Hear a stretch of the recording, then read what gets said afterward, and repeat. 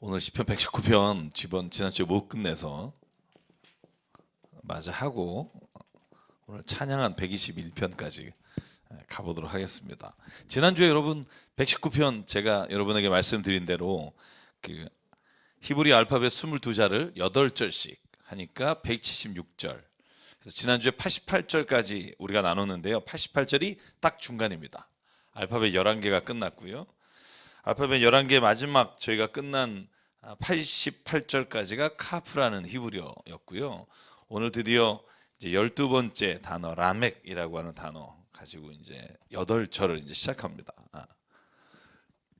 근데 8절은 제가 주제절 하나씩 이렇게 보고 넘어가야 될 것 같아요. 안 그러면 뭐 119편만 해도 저희가 한두 달은 하겠더라고요. 굉장히 길어서. 지난주까지 저희가 하나님께서 주의 말씀을 우리에게 주셔서 우리가 그 말씀 안에서 이렇게 살아가는 기쁨이 있습니다 라는 걸 주제로 삼았다면, 이제 89절부터는 그 주의 말씀, 주의 율법, 곧 하나님은 누구신가에 대한 질문에 답하는 형식으로 이것을 구분할 수 있다고 말씀드렸고요. 여러분, 오늘 저희가 같이 찬양 부르셨지만 여러분에게 하나님은 누구십니까? 이렇게 물어보면 뭐라고 말씀하시겠습니까? 눈물의 씨앗이라고 말하겠어요? 여러분 뭐라고 말하겠습니까? 이렇게 물어보면 여러분이 이렇게 답하시는 하나님이 누군지 혹시 뭐 답하실 수 있어요? 하나님 이러신 분입니다. 지으신 분. 네. 많이 듣던 거네요. 오늘 찬양할 때 나온 것 같은데요. 네. 그 다음에 또 하나님이 누구십니까? 그러면 뭐 여러 가지가 있겠지만 그냥 딱 하나 떠올린다 그러면 나를 구원하신 분. 권사님만 구원받고 권사님만 창조하신, 네, 우리를 구원하신 분. 오늘 119편은요 딱 그거야. 하나님, 그러면 하나님은 말씀입니다. 그 하나님은 법입니다. 제가 119편을 한 주 더 이렇게 보면서 더 깨달은 게 뭐냐 하면 이런 거예요. 여러분, 내가 뭘 믿는다면요, 진짜로 내가 뭘 믿는다면 제일 내가 믿고 있다는 것을 증명할 수 있는 방법이 뭘까? 그가 말하는 대로 하는 거겠죠. 예를 들면 아내를 사랑하시잖아요. 그러면 아내를 내가 믿는다. 그러면 내가 당신 믿어. 그러면 뭘 제일 먼저 해야겠어요? 꿇어? 그럼 꿇어 해야겠죠. 믿으니까. 그러니까 부부 사이에 좋은 일만 있기를 바랍니다. 그러니까 제가 119편을 또 한번 읽으면서 뭘 깨달았냐면, 왜 자꾸 성경에 예수님이 직접 하신 말씀이 너희가 나를 믿니? 날 사랑하니? 그러면 내 계명을 지켜라. 이게 예수가 요한복음 13장부터 17장까지 제자들에게 하신 말씀의 가장 핵심이에요. 날 사랑하니 계명을 지켜라. 근데 그게 무슨 말일까 생각해보면 이 119편 여러분 한번, 제가 요번에 읽을 때는 동그라미를 쳐봤어요. 주의 법도, 주의 율례, 주의 증거, 주의 말씀, 절마다 3-4개씩 있어요. 절마다. 그리고 주의 말씀은 영원합니다. 이제 앞으로 이게 나올 텐데, 내가 만약에 진짜 하나님을 믿습니다 그러면 내가 믿는다는 걸 뭐로 증명할 수 있을까? 그 말씀을 신뢰하고 말씀에 순종하고 말씀을 따르는 게 내가 믿고 있는 걸 가장 신뢰하는 거겠죠. 예를 들면 우리 자녀가 부모를 가장 신뢰하는 게 뭘까요? 오늘 굉장히 적극적이세요. 예를 들어서 나 아빠 믿어요. 근데 그래, 그럼 너 앞으로 직업 선택할 때 이쪽으로 가라. 아빠 그건 내가 알아서 할게. 제발 참견하지 마. 뭐 이런 경우 있잖아요. 인간이니까 우리를 신뢰한다, 믿는다 그래도 아마 100%는 신뢰할 수 없어요. 왜냐하면 우리가 스스로도 내가 진리라고 생각하지 못하잖아요. 근데 하나님이 진리시다라는 걸 믿어요. 그러면 가장 그 신뢰하는 것, 믿는 것을 가장 잘 내가 할 수 있는 게 뭘까? 말씀을 따라가는 거라고 생각해요. 여러분 동의하십니까? 저는 119편이 그래서 주의 율법 토라라고도 시작하고 미슈파트라고도 나오고 짜라고도 제가 여러분에게 말씀드린 거. 그 다음에 또 하나 보니까 증거란 단어가 진짜 많은데 찾아보니까 에다라는 단어더라고요. 증거. 그러니까 주님의 증거, 말씀, 율례, 법규, 규례 이 모든 것들을 다 내가 신뢰하며 따라갑니다 하는 게 119편의 주제예요. 왜냐하면 내가 하나님을 믿기 때문에. 저는 저와 여러분이요 그 말씀에 대한 신뢰가 있었으면 좋겠어요. 그러니까 우리가 똑같이 사람이 말한 것들이 아니라 하나님이 말씀하신 것을 신뢰하면 하나님이 우리가 하나님을 믿고 있다는 것을 너무나 잘 아시게 될 것 같아요. 그래서 여러분 무엇보다 먼저 말씀을 신뢰하고 믿음으로 가는 것이 저희들에게 있기를 주의 이름으로 간절히 소망합니다. 오늘 89절부터 이 라멕이라는 단어로 시작되는 8절을 보겠습니다. 자, 89절부터 96절에 가장 중요한 핵심 절만 제가 항상 이제 하나씩 볼게요. 96절이에요. 한번 같이 96절 읽어볼게요. 시작. 아무리 완전한 것이라도 모두 한계가 있다는 것을 알았습니다. 그러나 주님의 계명은 완전합니다. 여러분 사람들 의지해 본 적이 있으시죠? 그죠? 그리고 내가 누구의 말을 신뢰해 본 적도 있을 거예요. 이 시편의 기자가 뭐라고 말하냐면 아무리 세상에서 내가 완전하다, 저거 진짜다, 저 사람, 야, 저런 사람이 어딨냐. 어떤 철학자, 어떤 선생님, 내가 신뢰했던 사람, 그런데 언젠간 무너지죠. 저 사람도 완전하지 않다. 그런데 주님의 말씀은 내가 어떤 상황이나 어떤 경우에도 결코 완전하지 않은 것이 없습니다. 이게 오늘 시편의 고백이에요. 여러분 이렇게 고백할 수 있으려면 주의 말씀대로 살아간 경험이 있어야 돼요. 경험이 있지 않으면 사실 이 고백이 쉽지 않아요. 그 앞에 있는 몇 구절을 한번 보시면요. 93절 주님께서 주님의 법도로 나를 살려주셨으니 나는 영원토록 그 법도를 잊지 않겠습니다. 경험이 있는 거예요. 그 말씀대로 내가 힘들어도 뚫고 갔더니 나를 살려주셨습니다. 건져주셨습니다. 이 확신이 있는 거예요. 제가 어제 저녁에 어디 가서 말씀을 전했는데 그 장로님이 이제 이렇게 같이 식사하고 얘기 나누는데 기업을 크게 하시는 분이더라고요. 근데 저는 그렇게 확신 가지고 막 목사 앞에서 이렇게 얘기하시면 처음 봤어요. 약간 기업을 여러 개 하시는데 그냥 딱 하나 믿으세요. 하나님이 아니면 회사는 하루아침에 무너진다는 거예요. 자기가 지금까지 저랑 동갑이시더라고요. 자기가 지금까지 숱한 사업을 하면서 딱 깨달은 거 한 가지가 있는데 오늘이라도 하나님이 이 사업을 주관하지 않으면 바로 망한다. 자기 그 확신 하나 가지고 간대요. 그래서 내가 잘 돼도 내 잘난 것이 아니라 하나님께서 지켜주신 것이고 내가 만약에 안 된 것도 우리가 실수하고 잘못한 것은 우리가 돌이켜야 되지만 그러나 궁극적으로는 하나님이 만약에 망하게 하시면 이유가 있다고 믿는다. 그 확신을 가지고 가요. 그래서 그분하고 얘기하면서 야 이렇게 확신 가지고 나가시는 분이 있구나 이런 생각을 했어요. 하나님께서 자기를 지켜주신 경험이 있는 거예요. 그 교회에 중3 때부터 한 40년을 가까이 다니신 거예요. 한 교회를. 그러면서 그 삶의 경험, 하나님과 함께 했던 것들이 확신이 되면서 말씀에 대한 아주 강력한 힘이 있는 거죠. 그래서 여러분 우리가 다른 어떤 사람들이나 다른 어떤 말씀보다 주님의 말씀이 완전하십니다라고 그냥 딱 한번 결론을 짓고 인생을 살아가는 은혜가 있기를 간절히 바랍니다. 우리가 순간적으로 헤맬 수는 있어요. 그런데 이 완전하시다 하는 말씀을 가지고 가면 오늘 저희가 120편, 121편도 마찬가지인데요. 하나님 완전하시고 하나님께서는 우리를 세상에 어느 것보다 더 사랑하십니다라는 확신이 있으면 아무리 힘들고 어려운 가운데 있을지라도 이 완전하신 하나님 앞에 의지하고 나가는 믿음을 더해 주시라고 저는 믿습니다. 그리고 97절부터 이렇게 이제 오늘 또 13번째 단어죠. 맴이라는 단어로 시작합니다. 이 단어가 8절이 되는데요. 이걸 읽어보면 거기 한번 제가 97절부터 훑어만 볼게요. 내가 주님의 법을 얼마나 살아가는지 온종일 그것만을 깊이 생각합니다. 주님의 계명이 언제나 나와 함께 있으므로 그 계명으로 주님께서는 나를 내 원수들보다 더 지혜롭게 해주십니다. 내가 주님의 증거를 늘 생각하므로 내가 내 스승들보다도 더 지혜롭게 됐습니다. 그리고 나서 103절을 제가 같이 읽고 싶은데 같이 읽을게요. 시작.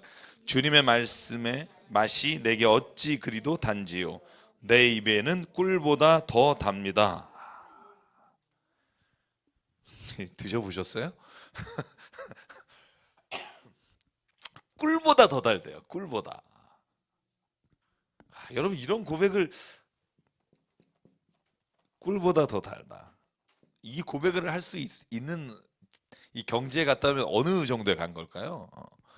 여러분 하나님의 말씀이 꿀보다 더 다신가요? 오늘 한 분이 오늘 은혜를 혼자 다 받으셔서 이 은혜 독점제 별로 안 좋아요.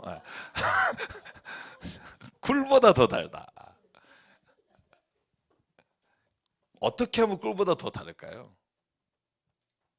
경험이 있을 거 아니에요. 이 시편의 기자가 만약 이 말을 그냥 했겠어요. 여 뒤에 또 나와요. 127절 보실래요? 127절 보시면 아인이라고 하는 단어가 있는 마지막 절에 보면 뭐라고 나오죠? 시작. 그러므로 내가 주님의 계명들을 금보다 순금보다 더 사랑합니다. 이제 꿀에서 금으로 갔어요. 꿀까지는 뭐 근데 금보다 더? 어떻게 하면 이렇게 갈까? 한번 생각해 보셨어요? 어떻게 하면 이렇게 갈 수 있을까요?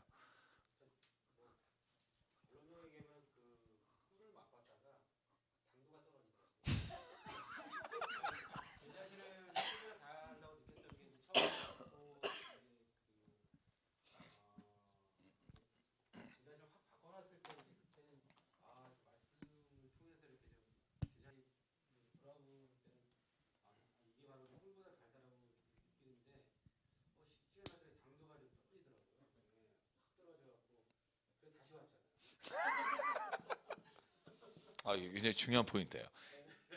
뭐냐면 꿀을 맛보고 떠나면 그 꿀맛이 좀 떨어져요. 그러니까 제가 드리고 싶은 말씀은 뭐냐면 어떻게 꿀보다 더 달고 금보다 더 좋습니다라고 말할 수 있으려면 여러분 게임 해보셨나요? 게임 안 한 사람은 게임하는 사람의 그 밤새 하는 사람의 그 기쁨을 잘 몰라요. 정신 나갔다고 생각하거든요. 제가 이번에 생명의상 5월에 중독에 대해서 썼는데 이제 다음 달에 나오겠죠. 이제 중독에 한번 빠지기 시작하면 거기에 빠진 사람은 미치는데 옆에 있는 사람들은 그거 보면서 미쳐요. 왜 얘가 이러고 있지 밤새 막 그죠. 그러니까 나쁜 것도 그런데 성경 말씀을요 처음에 하면 힘들어요. 처음에 이거 말씀을 읽잖아요. 정말 이거보다 힘든 거 없어요. 그런데 이 말씀을 계속 읽고 또 읽고 읽고 또 읽고 그래서 말씀이 처음에는 힘들지만 그걸 알게 되고 그 뜻을 내 삶에 적용하게 되면서 어떤 마음이 생기냐 하면 이게 더 알아가면서 더 깊어지는 게 있어요. 그러니까 세상의 지혜는 우리로 하여금 순간적으로 뭔가를 더 얻게 하거나 아니면 내가 필요한 것을 이렇게 더 갖게 하는 굉장히 기능적으로 좋은 게 있지만 진리의 말씀이 주는 게 뭐냐 하면 계속 씹고 씹을수록 내 인생의 본질과 내 삶의 목적과 내가 지금 여기 있는 이유에 대해서 계속해서 하나님이 내게 주시는 말씀을 내가 새기게 되면 다른 것보다 그 말씀을 먼저 찾게 되는 거죠. 옛날에는 막 무슨 급한 일이 있으면 막 나에게 도움 주는 사람 막 이렇게 검색을 하지만 이제 내가 말씀 안에서 그 기쁨을 알게 되면 성경을 먼저 찾게 되는 거죠. 왜 이러시죠? 저를 쳐다보느니. 그러면 진짜 그렇지 하나님 말씀에 이렇게 말씀하셨지 내가 왜 잊어버렸지? 이제 그렇게 되는 거죠. 그렇게 되기 위해서는 시간이 필요해요. 저는 그렇게 생각해요. 꿀보다 더 달아지고 금보다 더 귀합니다라고 말하는 게 그냥 예수 딱 믿고 너무 처음에 그 감격 갖고는 나올 수 없는 거예요. 그때는 뭐가 좋냐? 그냥 예수님 믿는 게 좋아요. 이런 말을 할 수 있어요. 교회 나오니까 좋아요. 교회 나오니까 분위기 좋고 뭐 사람들이 다 착하고 2달만 있어봐요. 그 착한 인간들이 다 이렇게 다 그렇게 안 보여요. 그러면 그게 처음이고요. 점점 깊어질수록 말하는 게 뭐냐면 진짜 말씀이 정말 내 안에 내 삶을 변화시키게 된다. 이렇게 말을 하게 됐을 때 진짜 신앙인의 삶에 들어가는 거예요. 그러니까 앞에 거는 그냥 철치 멤버가 되는 거고요. 교회 다니니까 참 사람 좋다. 이것도 잘 모르니까. 근데 뒤에 말씀이 내 안에 들어와서 막 이렇게 막 살아 생명력이 있게 되면 그때부터 진짜 크리스찬이 되는 거예요. 여러분 크리스찬이 예수님을 따라가는 사람이란 뜻이잖아요. 크라이스트에다가 사람 AN을 붙인 거잖아요. 그러면 예수님을 따라가는 사람이라는 의미가 뭐냐 하면 말씀을 따라간다는 말이에요. 왜냐하면 예수가 누구세요? 말씀이시거든요. 말씀이 육신이 되어 우리 가운데 거하셨다. 그러니까 예수님을 따라간다 이 말을 다르게 표현하면 말씀을 따라가는 것과 똑같은 말이에요. 왜냐하면 말씀이 육신이 되셨고 예전에 하나님께서 하신 말씀들을 사람들이 기억 못하니까 예수께서 육신으로 오셔서 하나님이 진짜 누구 사랑하는 줄 아니? 진짜 이 세상에서 너희들 사랑하는 걸 몸으로 보여주셨잖아요. 그래서 보이는 성경이 예수님이고 보는 성경 예수님이고 듣는 성경 저는 이게 우리에게 주신 말씀이라고 생각해요. 그래서 여러분 꿀보다 달려면 하나님의 말씀을 내 삶에 적용하고 시간이 필요하다고 생각해요. 그 시간을 인내하심으로 지나가면 저는 반드시 이 고백들을 하나님께서 주시는데 중간에 멈춰요. 왜냐하면 우리가 이렇게 생각해요. 성경을 지식으로 알아요. 이 정도면 내가 성경을 안다 이렇게 생각해요. 그래서 성경은요 아는 게 아니라 사는 거예요. 따라해볼까요? 성경은 아는 게 아니라 사는 겁니다. 그러니까 아는 거면 돼요. 저희같이 신학 공부하고 성경 십독하고 그러면 내가 아는 거죠. 근데 성경은 아는 게 아니라 살아가는 거예요. 그러다 보면 매일매일 그 말씀이 내 삶에서 이렇게 녹아나지 않으면 결코 아까 집사님 말했듯이 다시 그 삶에서 자꾸 세상의 삶으로 가게 된다니까요. 왜냐하면 그 말씀이 내 안에 없으니까. 그래서 오늘 시편의 119편은 저는 읽으면서 감탄사가 계속 나오는 이유는 뭐냐면 이 말씀이 이렇게 좋을까? 이런 생각이 들어요. 말씀이 이렇게 좋을까? 와, 어떻게 이렇게까지 좋아지지? 나도 한번 이렇게 돼보면 좋겠다. 한번 더 넘어가 볼까요? 네. 눈으로 시작하는 단어입니다. 105절부터 112절까지. 여기에 보면 가장 중요한 본문이 맨 처음에 나와요. 105절 같이 한번 읽어볼게요. 시작. 주님의 말씀은 내 발의 등불이요 내 길의 빛입니다. 아멘. 여러분 이 의미가 뭐냐면 내 가는 길을 다른 것으로 비추면서 가지 않겠다는 거예요. 내 가는 길을 하나님의 말씀으로 이렇게 비추고 가겠다는 거예요. 여러분은 어떻게 가시겠어요? 내가 만약에 길을 걸어갈 때 어두워요. 그러면 여러분 물론 이제 스마트폰에서 이렇게 랜턴하고 가겠지만 오늘 시편의 기자 뭐냐면 다른 어떤 지식으로 내 앞을 비추는 게 아니라 하나님의 말씀으로 내가 비추겠다는 거죠. 근데 예수님의 말씀 마태복음 5장에 예수께서 하신 말씀에 보면 5, 6, 7장 산상수훈에 뭐라고 말하냐면 너희는 세상의 빛이다. 네가 빛인데 이걸 만약에 등경에 두면 그죠? 등경 아래 두면 이걸 어떻게 비추겠냐. 그러니까 이 말을 다시 말하면 하나님이 내 삶의 빛이시고 내 삶의 등불입니다라는 말은 동시에 내가 하나님 그 빛을 받아서 세상에 빛이 되겠습니다라는 고백과 전 동일하다고 봐요. 그러니까 맨날 하나님만 내 앞길을 비추는 게 아니라 이제 그 빛이 나에게 비춰져서 내가 하나님의 빛이 되겠습니다. 소금이 되겠습니다라는 자리까지 가는 게 저는 신앙의 성숙이라고 생각해요. 신앙의 성숙.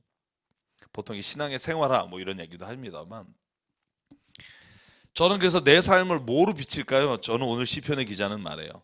나는 주님의 말씀으로 내 발에 등불을 삼고 길에 빛을 삼겠습니다. 그러면 어떻게 되냐면 111절 같이 읽을게요. 시작. 주님의 증거는 내 마음의 기쁨이요 그 증거는 내 영원한 기업입니다. 아멘. 이 증거가 위트니스라는 거예요. 그러니까 내 삶에 있어서 내가 증언하고 내가 증인이 되겠는데 그 증인이 뭐냐면 증거가 뭐냐면 내가 기쁘다는 거예요. 하나님의 말씀을 따라서 가는 사람, 빛을 비추는 사람에게는 하나님이 주시는 게 있어요. 기쁨을 주신다는 거예요. 여러분 진짜 하나님 말씀대로 사는 게 기쁘세요? 사실 처음에는 안 기쁠 수도 있어요. 그죠? 왜냐하면 제가 늘 말씀드리지만 기쁘다는 기준이 안 바뀌면 하나님 말씀대로 가는 게 기쁠 수가 없어요. 잘 보실래요? 내가 만약에 가고 싶은 데가 시원한 어디 무슨 그 바닷가예요.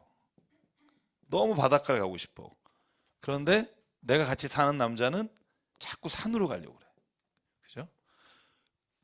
그러면 내가 이 바닷가로 가는 마음을 그래, 내가 남편하고 같이 가는 그 기쁨 산으로 바꾸자. 이 마음을 정하기 전엔 아무리 산으로 데려가도 가서 뭐 언제 갈 건데 집에 이렇게 되는 거죠. 왜냐하면 내가 가고 싶은 거하고는 전혀 다른 데로 가면 여러분 기쁠 수가 없어요. 그러니까 여러분 이 시편의 기자가 나는 기쁨이다. 하나님 말씀이 막 내게 꿀보다도 근데 이렇게 나올 수 있는 건 뭐냐면 하나님이 기뻐하시는 게 내가 기뻐하는 게 돼야 기쁨이 돼요.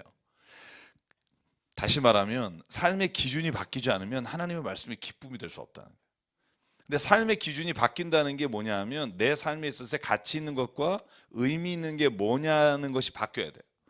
그래서 왜 성경에 그런 거 내가 이전에 좋았던 것 이제는 좀 값없다. 그죠? 찬송가에도 그런 게 있잖아요. 바울이 내가 예전에 알던 것을 정말 분토만도 못하게 여기겠다. 만약에 바울이 예전에 갔던 그 길 있잖아요. 사내들인의 위원이 되고 사람들에게 존경받고 내가 정말로 뭔가 떵떵거리고 사는 게 내 삶의 목표가 되면 바울은 그가 살고 있는 길이 전혀 기쁨이 될 수 없어요. 근데 빌립보서에 나는 기쁘다 그게 어디라니? 감옥이라니까요. 빌립보서가 로마 감옥에서 빌립보 교회 쓴 거라니까요. 그러니까 정신병자가 아니면 그게 기쁠 수가 없잖아요. 그러니까 기쁨의 기준이 달라진 거예요. 여러분 그냥 무조건 기쁠 수 있다고 생각하지 마세요. 그러려면 우리가 원하는 게 다 이루어져야 돼요. 그래서 우리가 신앙에 혼돈이 와요. 왜 나를 기쁘게 안 해주시지? 하나님 나 기쁘게 해주신다며.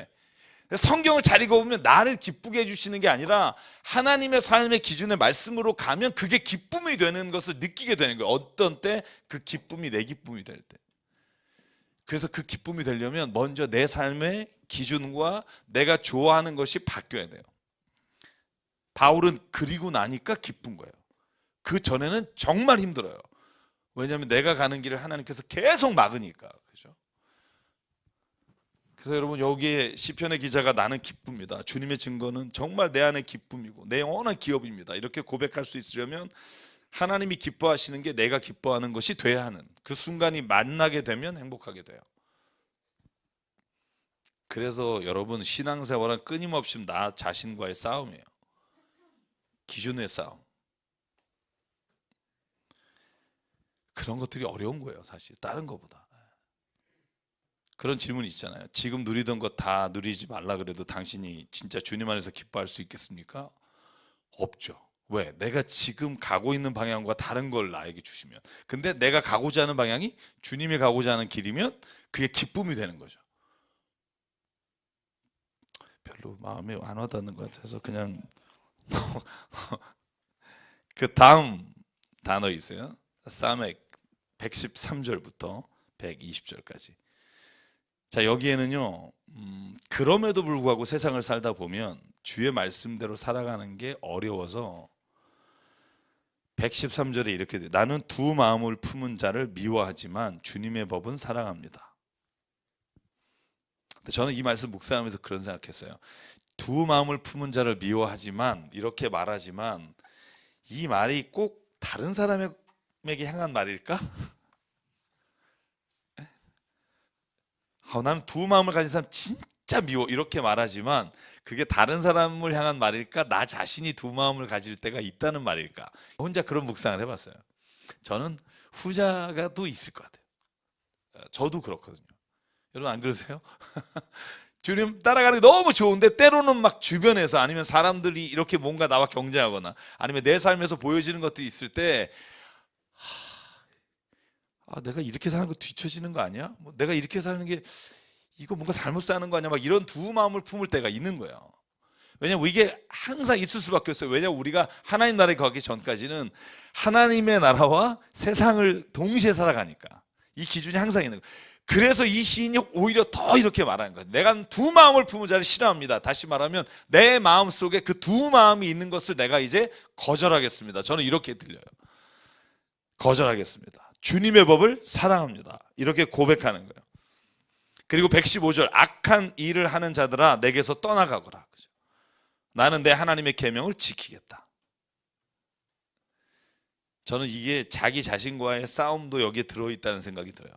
악한 말을 하는 사람 물러가라. 왜냐하면 악한 말을 하는 사람이 내 안에서 이렇게 그게 문제가 없다면 이걸 갖고 싸울 필요가 없을 텐데 그 말을 하는 것에 자꾸 내가 끌려가니까 선언하는 거죠. 나는 하나님 계명 지킬 거야. 나한테 제발 딴지 걸지 마. 막 이렇게 지금 자기한테 얘기하고 있다고 봐요. 자, 120절 같이 읽을게요. 시작. 이 몸은 주님이 두려워서 떨고 주님의 판단이 두려워서 또 떱니다. 두 마음을 품을 때가 있잖아요. 그러면 저는 이 시인의 고백처럼 떨게 된다고 생각해요. 떠는 마음이 생겨요. 여러분, 저는 뒤에도 그런 고백이 나옵니다만 신앙에 방황이 없을 수는 없다고 생각해요. 신앙의 방황은 반드시 있을 거예요. 하나님 나라에 가기 전까지. 근데 신앙의 방황이 있을 때 하나님이 더 중요하게 생각하는 건 뭐냐면 방황을 했느냐 안 했느냐가 아니라 그때도 내가 하나님의 말씀을 붙잡고 있느냐. 저는 그것이 중요하다고 생각해요. 여러분, 진짜로 하나님 안에서 내가 방황했어요. 혹은 내가 두 마음을 품었어요.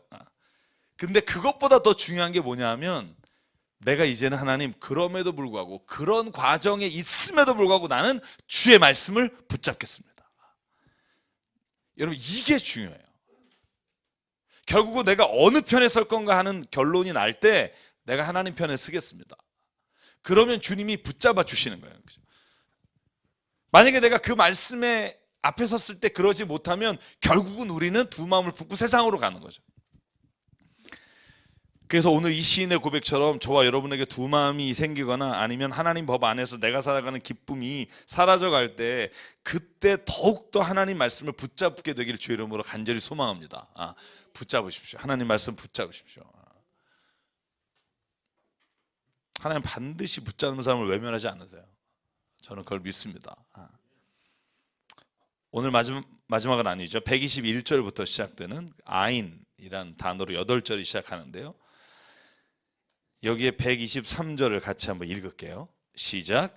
내 눈이 주님의 구원을 기다리다가 피곤해지고 주님의 의로운 말씀을 기다리다가 지쳤습니다. 약간 보이죠? 그죠? 두 마음을 품고 지금 지치고 하나님의 응답을 기다리다가 피곤해지고 막 이런 상황이 있는 거예요. 그죠? 이 시인도 그런 상황에 딱 처할 때가 있는 거예요. 여러분, 왜 이런 일이 생길까요? 왜 이런 일이? 왜 이런 말씀을 쭉 붙잡고 나가고 주님을 선택하고 사랑합니다 이러다가 왜 지치고 왜 피곤해지는 일이 생겼을까요? 여러분이 뭐 각자마다 좀 다른 게 있겠지만 저는 대부분의 우리의 삶에 혹은 성경 안에 보면 고난이 찾아올 때요, 허무가 찾아올 때요, 내 인생에 있어서 뭔가 목적을 잃어버릴 때요, 그럴 때 이런 마음이 생겨요. 피곤해지고 주의 말씀을 따라 사는 것에서 지치는 거예요. 여러분, 그때 제가 여러분에게 말씀드린 거 기억하십니까? 열왕기상 19장 엘리야가 그죠? 850명의 이방인 선지자와 갈멜산에서 불을 내리는 일을 한 이후에 이세벨이 죽인다고 하니까 광야로 가서 하나님 죽여주십시오, 충분합니다 라고 하는 허무와 고난과 죽음의 목적이 사라지는 이 삶 앞에 설 때가 있어요. 그럼 지쳐요. 근데 그때 하나님이 그 엘리야를 회복시키는 것 중에 가장 핵심이 뭔지 아세요? 뭐 까마귀 먹을 걸 갖다 주고 이런 거보다 가장 중요한 핵심이 사명을 주시는 거예요. 사명. 내가 너를 아사엘을 왕으로 세우게 할 것이다. 내가 너를 엘리사를 너의 뒤에 이어가게 할 것이다. 여러분, 사명이라는 게요, 결국 우리가 지치고 넘어질 때 하나님께서 우리에게 다시 쓰게 하시는 하나님의 이끌어 가시는 능력이라고 저는 믿습니다.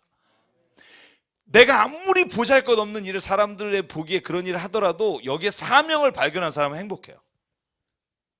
제가 여러분에게 소개했지만 한번 와서 특강하실 거예요. 최종훈 목사님이라고 공공근로 사업 하시면서 목사하시는 분 있으세요. 아침 9시부터 3시까지 노인분들하고 함께 휴지 주세요, 부부가. 그리고 그분들을 전도해서 그분들 교회를 세워가세요.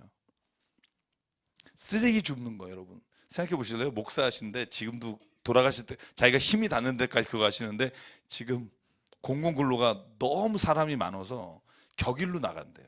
그러니까 돈이 수입이 없으니까 지금 꿈이 뭐냐면 식당을 세워서 이분들이 일하고 그 노동의 대가로 먹고 살 수 있는 걸 하시려고 해서 제가 지금 그 일에 좀 같이 하고 있는데요.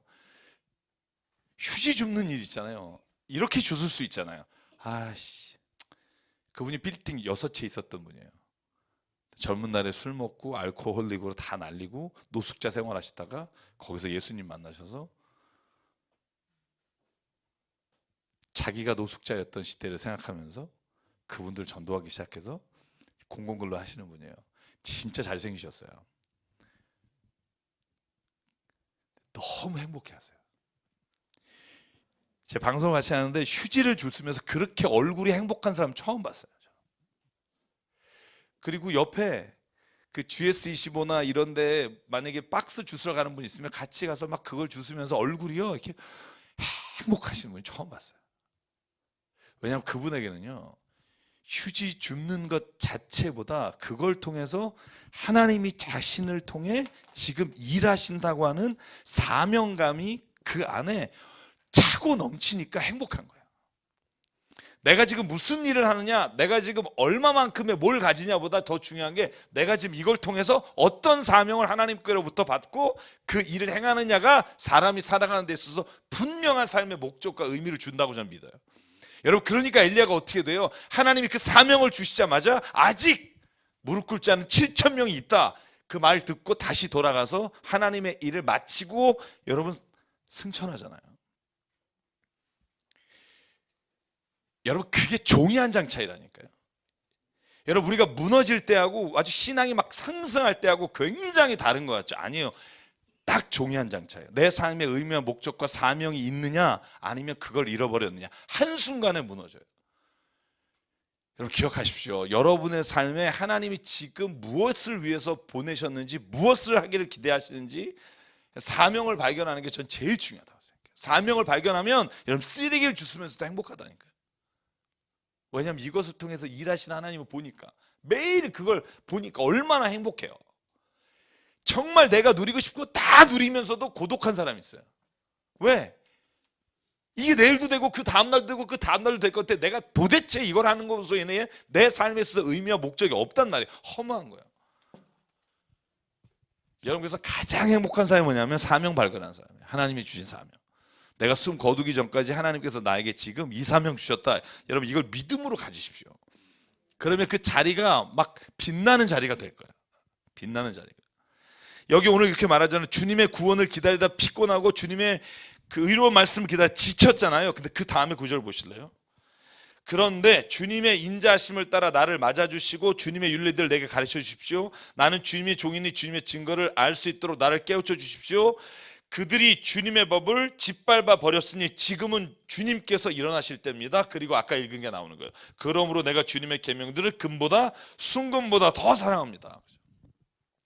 그냥 막연하게 굉장히 좋은 곳에서 주님의 말씀을 순금보다 사랑합니다라고 말하는 게 아니라, 고난 중에 혹은 내가 정말 지쳐 있을 때, 원수들이 나를 힘들게 할 때, 그때 다시 주님의 말씀을 붙잡고 일어설 때 하나님이 주시는 것이 신앙 고백이 되는 거예요. 체험이 되는 거예요. 내가 순금보다 더 사랑합니다. 보통 우리가 왜 미션이라고 말해요. 사명. 이렇게 우리가 소명은 보케이션 뭐 이렇게 말하는데, 저는요 그냥 딱 하나 기억하십시오. 딱 하나. 사명 그러면 딱 하나만 기억하시면 돼요. 예수께서 명령하신 거. 온 유대와 사마리아와 땅끝까지 이르러 내 증인이 되리라. 사도행전 1장부터 여러분 28장까지 한번 읽어보실래요? 거기에 모든 사도들과 모든 전도하는 사람들이 유일하게 반복되는 구절 하나 있어요. 나는 이 모든 일의 증인이라. 베드로가 사도행전 2장에 성령 체험하고 성전 미문에 앉아있는 자를 일으키시면서 한 말도 그거예요. 나는 이 모든 일의 증인이라. 사도 바울이요, 예수님 만나고 가는 곳마다 하는 게 내가 이 모든 일의 증인이라. 사명은요 어떤 일을 하느냐는 별로 중요하지 않아요. 저에게는 그건 인생을 살아가면서 우리가 선택할 수 있는 문제지만, 딱 하나의 미션이 있다면 내가 그 일을 통해서 예수님이 내 삶의 증인이 되는 거, 이게 사명이에요. 말씀하신 대로 내가 무슨 뭐 이걸 통해서 뭐 돈을 많이 벌어서 주님께 헌금하고, 여러분 이건요 사명이라고 말은 할 수 있으나 가장 중요한 사명을 놓친 거예요. 왜냐하면 예수님을 전하는 거, 내가 증인이 된 거예요. I am witness. 나는 예수님의 증인입니다. 그러니까 내가 만약에 가사 노동을 하더라도 집에서 일을 해도 내가 이 모든 삶에 있어서 하나님이 내 삶의 증인이 됩니다라고 말하면 그 사람은 사명으로 사는 거고요. 내가 진짜 엄청나게 목회를 하고 막 엄청난 목사가 돼서 막 그런데 이게 사명이 아니라 지멋대로 자기 이렇게 잘난 맛에 하면 그 사명은 아닌 거예요. 예수의 증인이 되는 게 사명이에요. 자기를 증언하다 이건 사명이 아닌 거예요. 그래서 참 구분하기 어려우나 저는 딱 하나, 사명은 내가 위트니스가 되는 거예요. 내가 예수님의 증인입니다.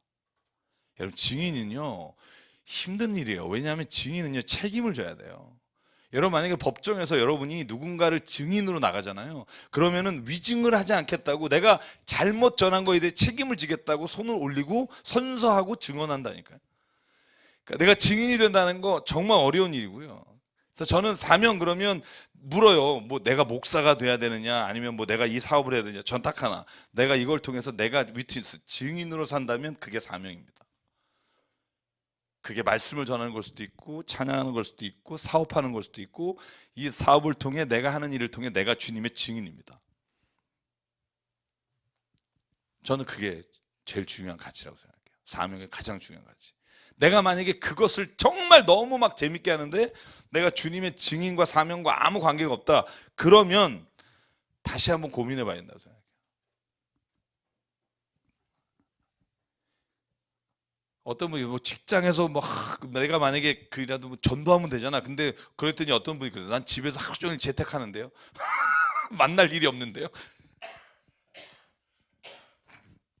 저는 그래도 할 수 있다고 생각해요. 인터넷으로 하면 뭐든지 못해요. 지금은 인터넷이 너무너무 필요해요.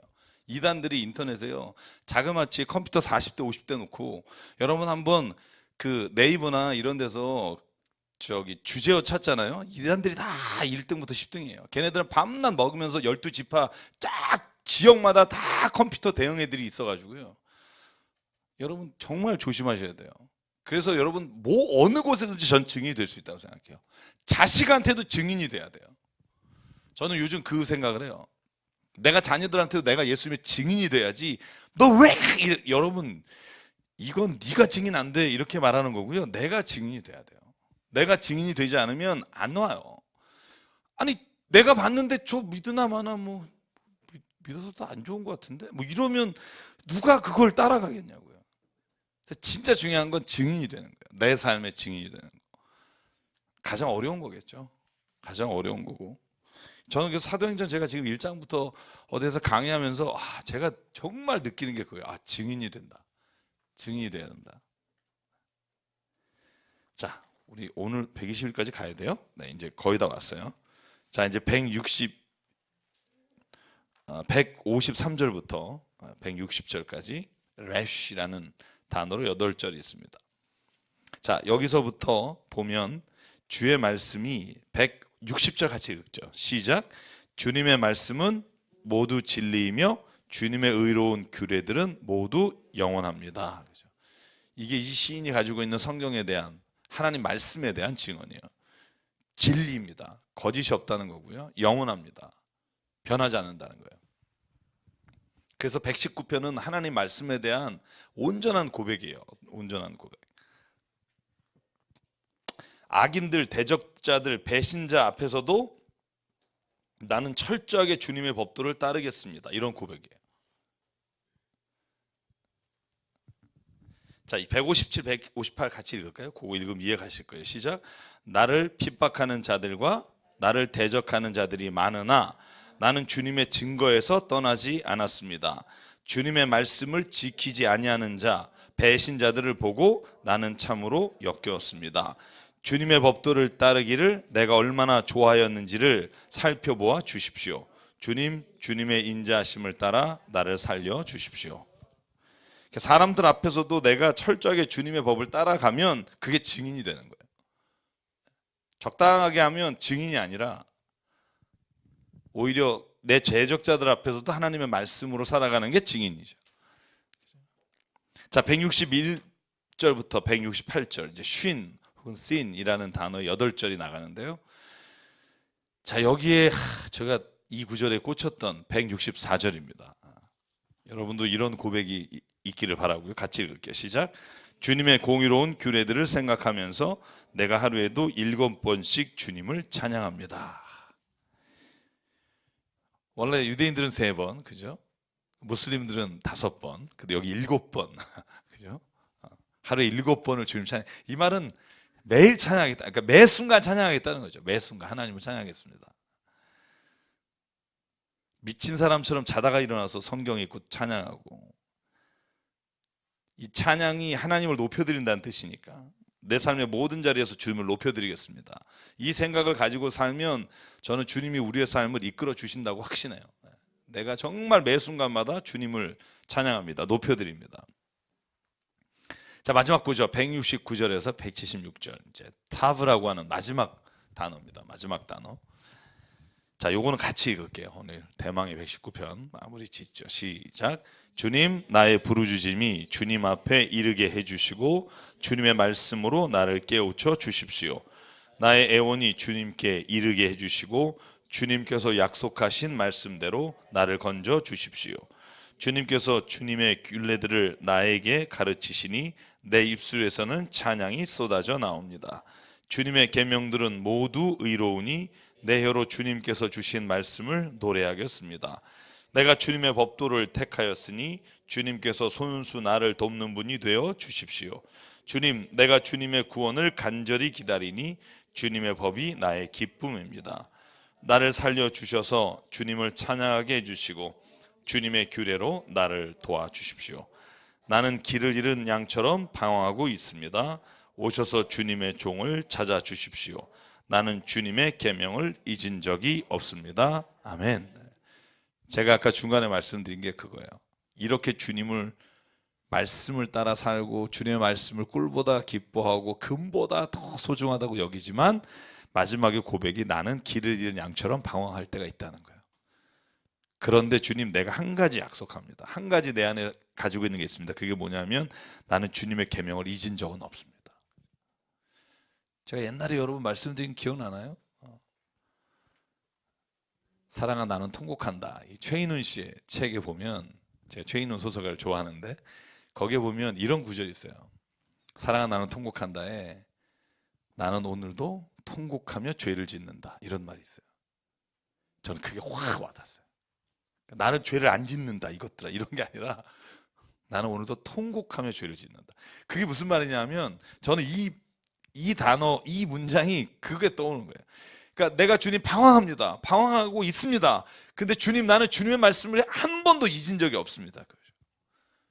그러니까 내가 이기지 못하는 내 자신이 있는 걸 압니다. 하나님, 내가 이 모습이 있습니다. 그런데 주님, 나는 통곡하면서 죄를 집니다. 뻔뻔하게 내가 이것이 당연하다고 생각하지 않고 주님, 통곡하면서 죄를 집니다. 마찬가지로 주님, 내가 오늘도 방황하고 있습니다. 그런데 오셔서 주님의 종을 찾아주십시오. 나는 주님의 계명을 잊은 적이 없습니다. 여러분, 그래서요, 무엇을 믿는다는 건 저는 그걸 잊지 않는 거라고 생각해요. 잊지 않는 거. 매 순간마다. 때로는 내가 생각하는 길에 다른 길을 갈 수 있지만 저는 하나님 그걸 잊지 않고 방황하는 가운데도 주님의 말씀을 절대로 잊어버리지 않겠습니다. 저는 그것이 정답이라고 생각해요. 늘 주님의 말씀으로 다시 갈 수 있으면 저는 생명의 길은 열려 있다고 생각해요. 그래서 여러분 119편 꼭 기억하십시오. 힘들 때 119편을 읽으십시오. 제가 말씀드렸지만 굉장히 길지만 길기 때문에 이 말씀이 더욱더 와닿는 것 같아요. 제일 유명한 구절이 72절이잖아요. 71절인가요? 그죠? 주님, 내가 주님께 감사드립니다. 왜냐하면 고난이 내게 주님의 율례를 알려줬습니다. 그죠? 알게 하셨습니다. 그러니까 이 고백들이 정말 하나하나가 다 주옥 같은 고백들이고요. 자, 오늘 120편 들어가겠습니다. 120편.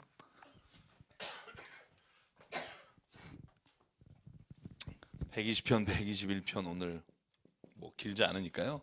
다 7절, 8절 그러니까 같이 읽고 제가 주제만 이렇게. 앞으로는 다 짧아요. 특히 120에서 134까지는 성전에 올라가는 시편이에요. 성전에 올라가는 노래예요. 그래서 다 짧습니다.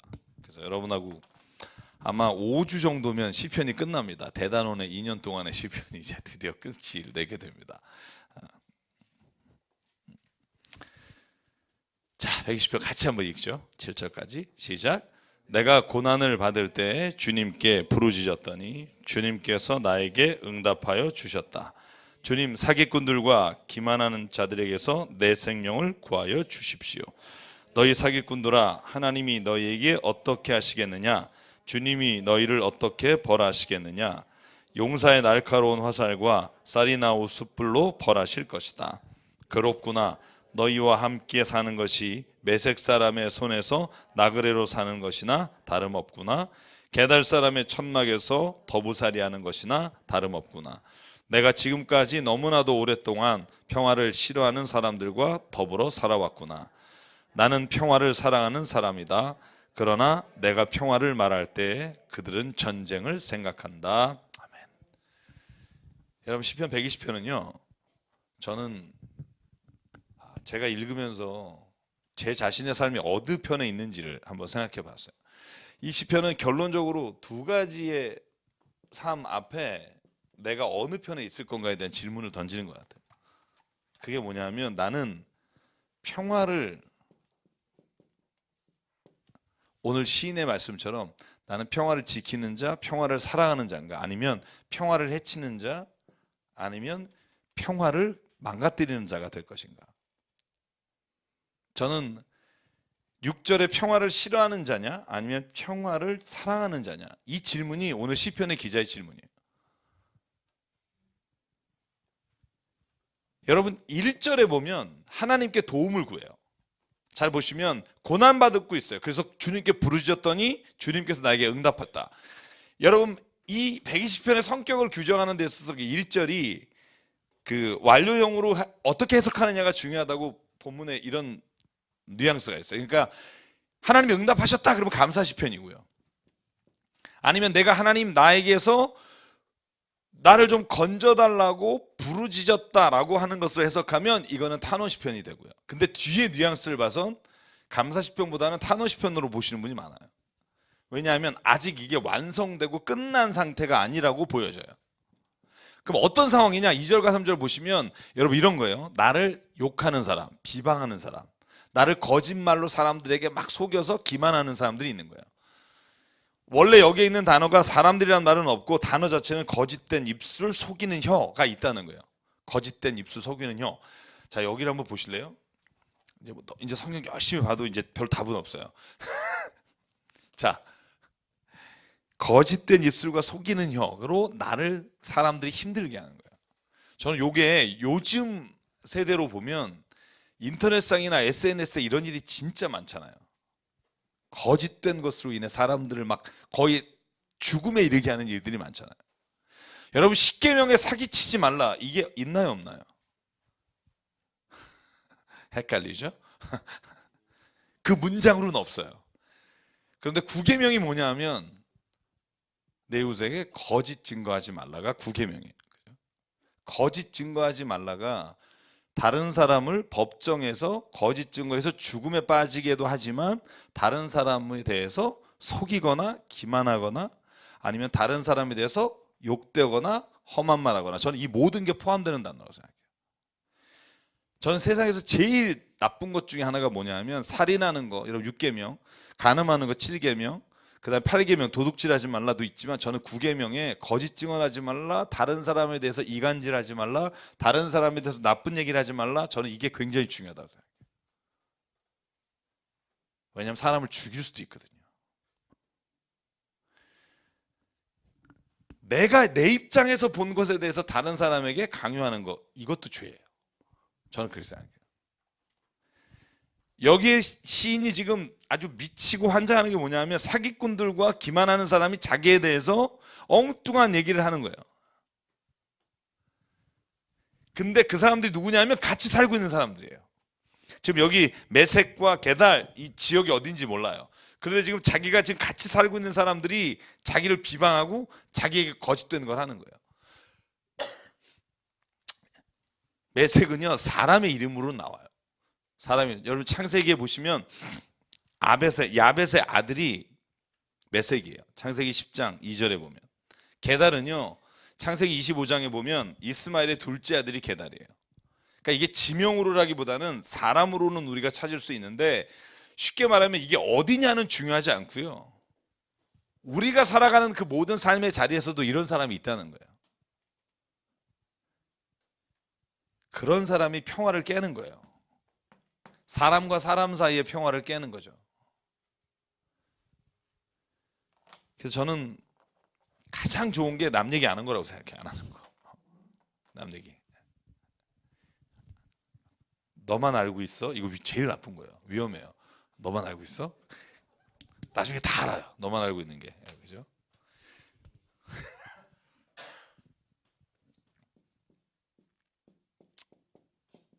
이것 때문에 어떤 사람 죽을 수도 있는 거죠. 여러분, 왜 그 카톡방에서 왜 한 사람 놓고 막 이러면 그 중고등부 청소년 아이들 그거 보고 뛰어내리잖아요. 그죠? 그러니까 아직 감수성이 예민하니까 그렇죠. 우리는 보고 무시할 수 있으나 그러지 못하는 사람도 있잖아요. 그러니까 혀에서부터 모든 것이 나오는 거예요. 혀에서 사람을 죽이기도 하고. 오늘 저는 120편을 읽고 묵상하면서 그런 생각했어요. 가장 오늘 시편 120편에서 말하고자 하는 게 뭐냐면, 이 비방하거나 아니면 다른 사람에게 사기를 치거나 다른 사람을 속이거나 기만하거나 아니면 이간질하는 사람들 통해서 평화를 깨지는 거죠. 평화를. 크리스천이 어떤 사람이냐? 피스메이커예요. 평화를 살아가는 사람, 만드는 사람. 있는 허물도 덮어줘야 되는데 없는 것까지 막 들춰내는 거, 저는 그건 별로 좋다고 생각하죠. 다른 사람의 이야기를 들으면 안 좋은 얘기는 듣고 그냥 내에게서 기도 제목으로만 삼으시면 된다고 생각해요. 이걸 누구에게 전달할 필요도 없고. 불가피하게 말해야 될 때가 있어요. 어쩔 수 없이. 그럴 때도 내가 그 사람 앞에 있어도 할 수 있는 말을 하는 거예요. 전 늘 그 생각을 해요. 내가 이 말을 하면 내가 그 사람이 앞에 있어도 이 말을 할 수 있다라고 할 때 그 말을 하는 거죠. 그러면은 오해가 없는데, 왜냐하면 내가 그렇게 말을 해도 전달될 땐 더 붙여져요. 야, 걔가 술집 앞에 있더라. 그러는데 이제 한가 그러면, 야, 술 먹고 있었대. 한 대를 넘고, 야, 술 먹고 만취가 돼서 길에서, 야, 고래고래. 그러니까 이게 한 4단계 건너가면 걔는 인간 말종이 돼요. 저는 그렇게 들은 적이 있어요. 그러니까 내가 본 거에다가 덧붙인단 말이에요. 사람은 왜냐면 드라마틱한 걸 좋아한다고요. 그래서 간증이 위험한 게 그런 거예요. 간증이 요 정도 하면 별로 사람들이 은혜 못 받으니까 막 한 3일 굶었는데 열흘 굶고 막 이렇게 되는 거예요. 그래서 간증이 위험해요. 그래서 저는 간증할 때 늘 위험하다는 생각을 하라고 제가 늘 말해요. 그 간증하는 분들에게. 왜냐면 강도가 세져야 사람들이 확 이렇게 은혜 받거든요. 병원에 한 5일 있었는데 막 2달 있고 막 이렇게 돼요. 하다 보면, 왜냐면 그래야 듣는 사람이 확 은혜되고. 그래서 옛날에 여러분 유명한 냉장고 아줌마 모르세요? 네, 냉장고 아줌마. 그죠? 자기가 막 간증하다가 내가 이제 막 아팠었는데, 아팠다 그러니까 별로 그게 안 되니까 죽었었다고 그런 거예요. 그래서 죽었다 그런 것도 별로 안 되니까 서울대학병원에 자기가 그 죽은 사람 넣어놓는 냉동실을 뭐라 그러죠? 아니 그 시체 보관하는 데 있잖아요. 거기에 사흘 동안 있었다고 이제 한 거예요. 여러분, 저는요 그 테이프 듣고 은혜도 받았어요. 정말. 근데 누군가가 이게 하도 궁금해 서울대학교에 전화해서 물어본 거예요. 확인 다 했는데 없었어요. 그랬더니 그 아줌마 인터뷰한 거 제가 추적까지 해서 다 봤거든요. 그 아줌마 뭐라 그러냐면, 그게 뭔 상관이냐고, 은혜 줬으면 됐지, 은혜 받으면 됐지, 이렇게 됐어요. 그래서 유명한 냉장고 아줌마가 있어요. 그러니까 은혜 주면 됐지 이걸 뭐가 중요하냐는 거예요. 근데 그러지 않거든요. 사실 왜냐하면 은혜를 받아도 사실이 아니면 은혜가 안 된단 말이에요. 그죠? 그래서 사실 거짓말로 은혜를 주거나 거짓말하는 건 되게 위험하다고 생각해요. 근데 하다 보면 그렇게 돼요. 그래서 저는요 무슨 일을 하든지 저는 저와 여러분이 평화를 피스메이커가 됐으면 좋겠어요. 사람과 사람 사이에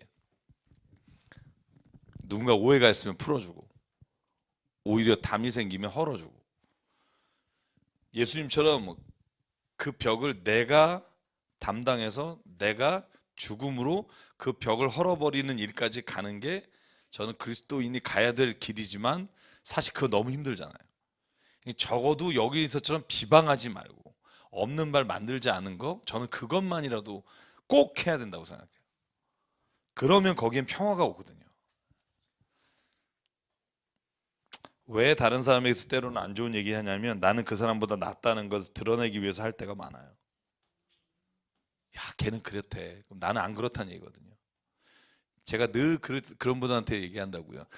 착한 사람이 구원받아요. 예수 믿는 사람이 왜 구원받아요? 그러면 이제 그렇게 말하는 이유가 뭔지 아세요? 자기는 착하게 살고 있다고 생각해요. 네. 그게 사람이 가지고 있는 은근한 거예요. 다른 사람과 비교함으로 내 자신이 뭔가를 잘하고 있다는 거.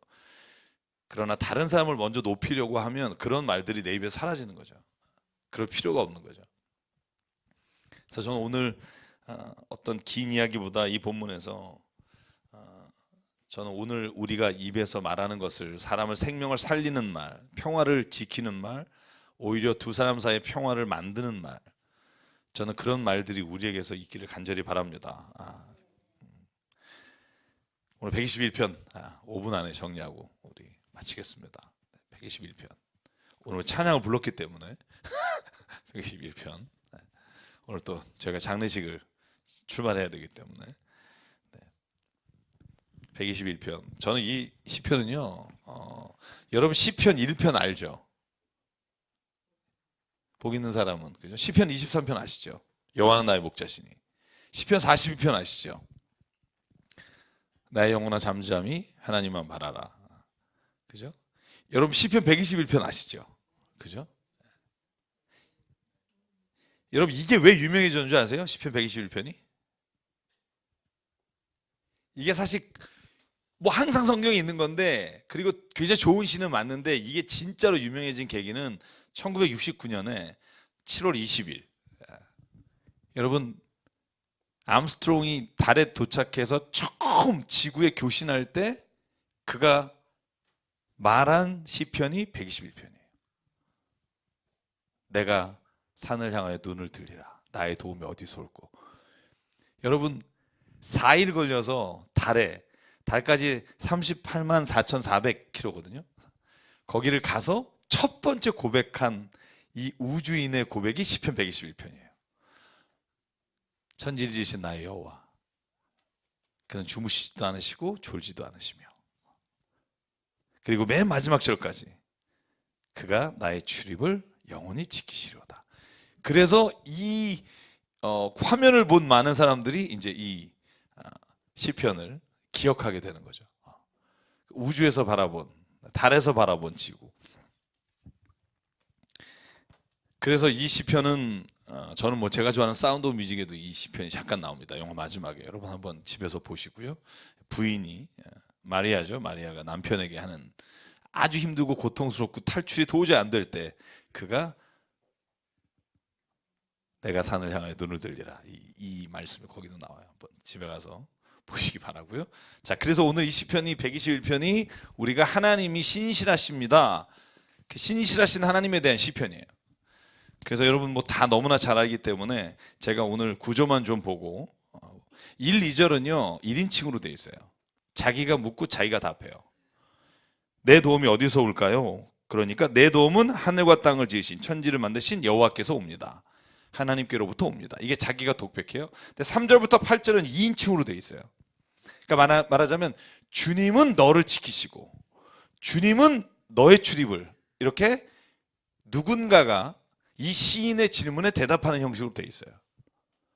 그래서 이건 아마 혼자 아니라 두 사람 혹은 공동체와 사람 사이에 고백처럼 되어 있어요. 그래서 아버지와 아들과의 고백일 수도 있고, 이게 성전에 올라가는 시잖아요. 그래서 순례자가 예루살렘 성전 시온산을 향해서 내가 산을 향해 눈을 듭니다. 내가 지금 저쪽으로 올라갑니다.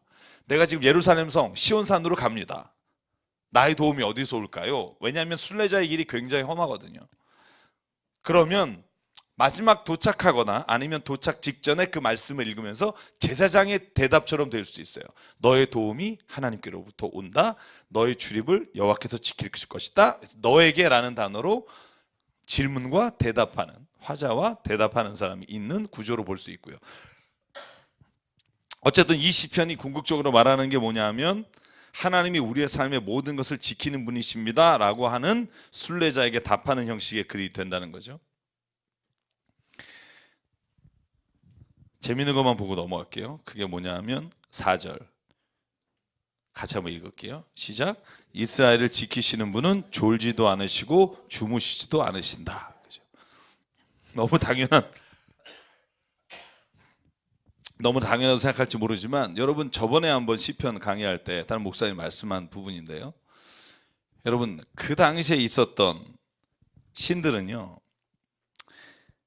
계절마다 자기의 역할이 있고 쉬셨다가 다시 살아나고 이런 게 있어요. 그러니까 주무신다 하는 것이 신의 속성 중에 들어가 있는 신들이 있어요.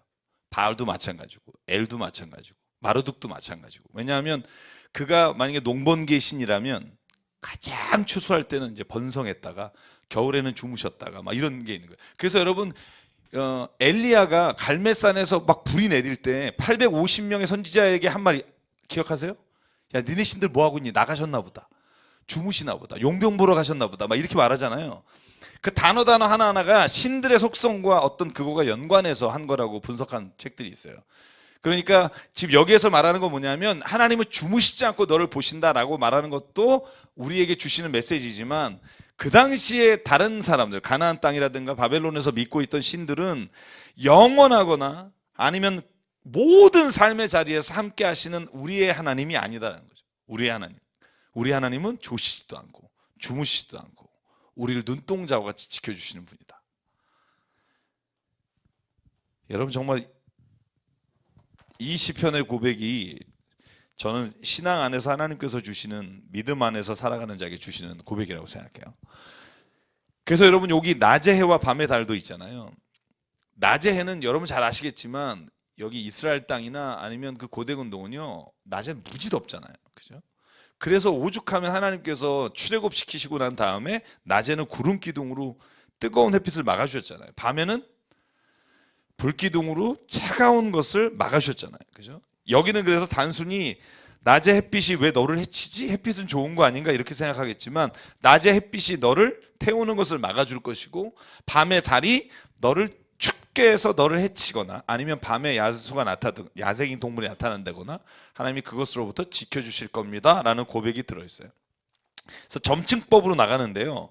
그러니까 하나님이 졸지 않으시고 오른편에서 그늘 되시고 햇빛 달 이렇게 쭉 가시다가 7절 8절에 이제 완전히 마지막 하나님께서 그 정도가 아니다 이제 이렇게 고백하는 게 7절 8절이에요. 같이 한번 읽을게요. 시작. 주님께서 너를 모든 재난에서 지켜주시며 내 생명을 지켜주실 것이다. 주님께서는 내가 나갈 때나 들어올 때나 이제부터 영원까지 지켜주실 것이다. 아멘. 그러니까 어디를 가는 거 정도가 아니라 너가 들어오고 나가는 모든 삶의 자리에서 하나님이 지켜주실 것이고 뿐만 아니라 지금부터 영원까지 하나님 지켜주실 것이다. 여러분 이 정도면은 뭐 모든 대답이 되는 거죠. 그죠? 하나님 어디 계십니까? 널 지켜주고 계셔. 하나님 지금 내가 고난당하고 있습니다. 어디 계십니까? 너하고 함께 계셔. 여러분 여기서 재난을 당하지 않게 재난에서 지켜주신다 혹은 생명을 지켜주신다. 그런데 때로는 우리가 고난당할 때 있잖아요. 그죠? 때로는 생명을 잃을 때가 있잖아요. 여러분 이 본문을 여러분 어떻게 읽으시겠어요? 그런 때 고통 가운데 있을 때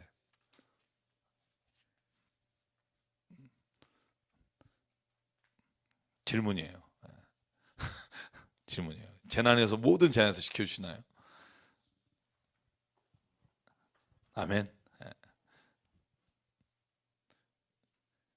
때로는 제가 지난 주일 설교처럼 이해 못할 때가 있죠. 이해 못할 때가 있어요. 이해를 못할 때가 있으나 이 말씀은 믿을 수 있어요. 저는 그렇게 생각해요. 지금 내 순간에서 일하는 일에 대한 모든 의미를 내가 알 수 없으나 신뢰함으로 죽게 나가면 주님께서 그 모든 것들이 내 안에서 다 이해될 수 있도록 해주신다는 믿음이에요. 결국 우리가 그래서 그런 고백이 참 어렵지만 그럴 수밖에 없어요. 지금은 내가 이해할 수 없으나 하나님께서 그 모든 것들을 알게 해주실 겁니다 라는 고백 외에는 우리가 대답 못하는 일들이 인생에 많아요. 그래서 결국은 저는 신뢰의 문제라고 생각해요. 하나님을 신뢰할 거냐 아니면 다른 거를 신뢰할 거냐 아니면 내 지식을 신뢰할 거냐 어떤 걸 신뢰할 거냐라는 질문 앞에 저는 하나님을 신뢰합니다 라고 하면 하나님이 내 삶에서 일어나는 일들 어려운 것들에 대해서 하나님은 반드시 다른 모든 사람이 다 그랬대라고 이해하진 못하더라도 내가 끄떡이면 하나님 내가 그걸 이해합니다라고 고백할 수 있도록은 하나님이 인도해 주실 거라고 저는 믿습니다.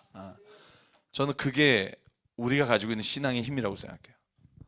모든 사람을 설득하고 이해할 수는 없을 수 있어요. 근데 나는 그걸 하나님 안에서 내가 충분히 알고 충분히 그 모든 것을 믿음으로 볼 수 있게 하시는 은혜. 저는 그 은혜가 오늘 이 시편의 121편의 기자가 고백하는 은혜라고 생각해요. 하나님이 여러분의 삶을 지킬 겁니다. 저는 믿습니다. 고백으로 살아가기를 바라고요. 이 시간 같이 기도하겠습니다.